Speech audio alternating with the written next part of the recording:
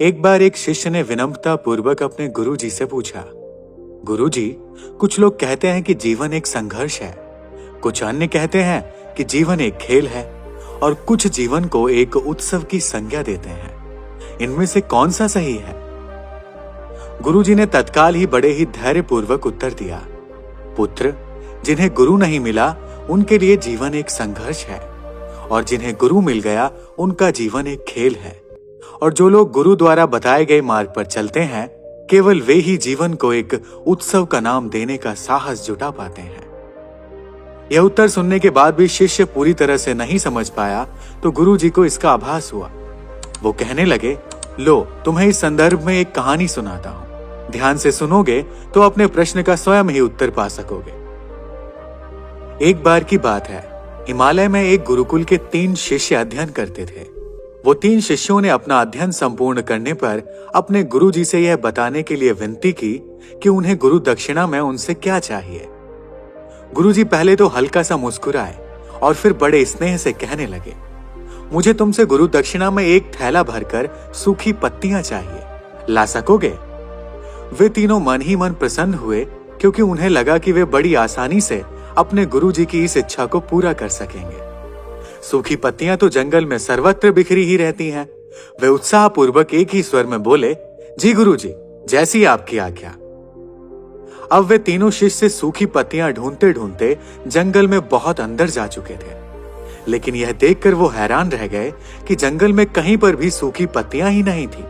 इतना ढूंढने पर भी उनको केवल एक मुट्ठी भर ही सूखी पत्तियां मिली।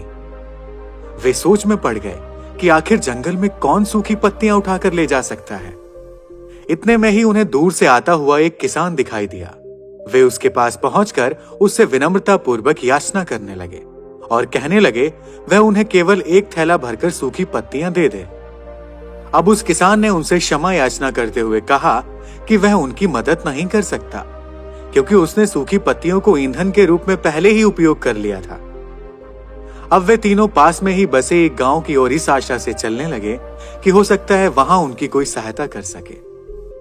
वहां पहुंचकर उन्होंने जब एक व्यापारी को देखा तो बड़ी उम्मीद से उससे एक थैला सूखी पत्तियां देने के लिए प्रार्थना करने लगे, लेकिन उन्हें फिर से एक बार निराशा ही हाथ लगी, क्योंकि उस व्यापारी ने तो पहले ही कुछ पैसे कमाने के लिए सूखी पत्तियों को बेच दिया था। लेकिन उस व्यापारी ने उदारता दिखाते हुए उन्हें एक बूढ़ी माँ का पता बताया जो सूखी पत्तियां एकत्र किया करती थी।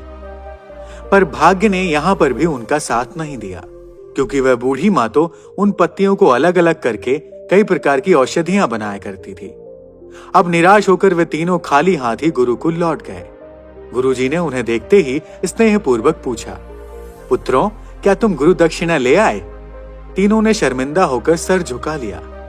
गुरुजी के द्वारा दोबारा पूछे जाने पर उनमें से एक शिष्य कहने लगा, गुरुदेव, हम आपकी इच्छा पूरी नहीं कर पाए। हमने सोचा था कि सूखी पत्तियां तो जंगल में सर्वत्र बिखरी ही रहती होंगी, लेकिन बड़े ही आश्चर्य की बात है कि लोग उनका भी कई तरह से उपयोग करते हैं। गुरुजी पहले की तरह मुस्कुराते हुए प्रेम पूर्वक बोले, निराश क्यों होते हो? प्रसन्न हो जाओ, क्योंकि ज्ञान की सूखी पत्तियां कभी भी व्यर्थ नहीं हुआ करती, बल्कि कभी न कभी उसका कई तरह से उपयोग होता है। यह ज्ञान रूपी सूखी पत्तियां मुझे गुरु दक्षिणा के रूप में दे दो। तीनों शिष्य गुरुजी को प्रणाम करके खुशी खुशी अपने रास्ते चले गए। वह शिष्य जो गुरुजी की कहानी एकाग्रचित्त होकर सुन रहा था, अचानक बड़े उत्साह से बोला, गुरुजी, अब मुझे अच्छी तरह से ज्ञात हो गया कि आप क्या कहना चाहते हैं। आपका संकेत इसी ओर है कि जब सर्वत्र सुलभ सूखी पत्तियां भी निरर्थक या बेकार नहीं होती, तो फिर हम कैसे बेकार हो सकते हैं?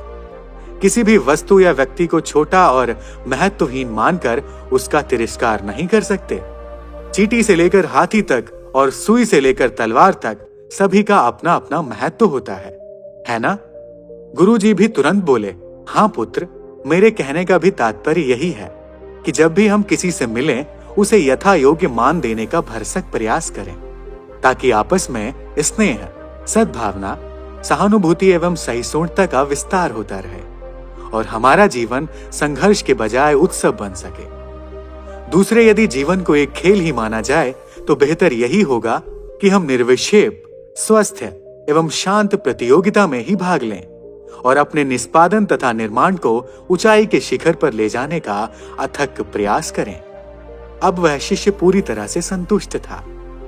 दोस्तों, मैं यही कहना चाहता हूं कि यदि हम मन, वचन, कर्म इन तीनों ही स्तरों पर इस कहानी का मूल्यांकन करें तो भी यह कहानी खरी ही उतरेगी।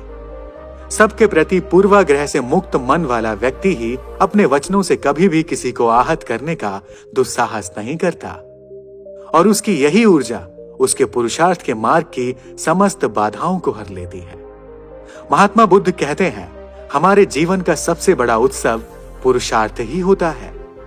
दोस्तों, आज की कहानी में फिलहाल इतना ही। धन्यवाद।